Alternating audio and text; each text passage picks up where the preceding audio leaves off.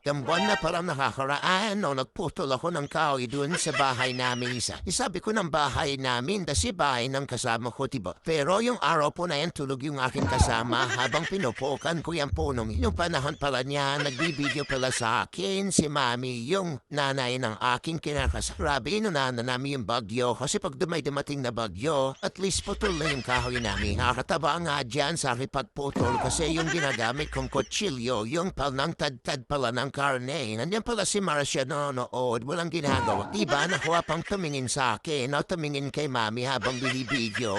Grabe pala yung pagpukan ko dyan dahil napakarami pong abuhos. Yung abuhos pala sa Tagalog kay malaking o malaking langgam. Yung langgam kasi sa Ilocano, ang malaking langgam sa Ilocano sa amin dito ay abuhos.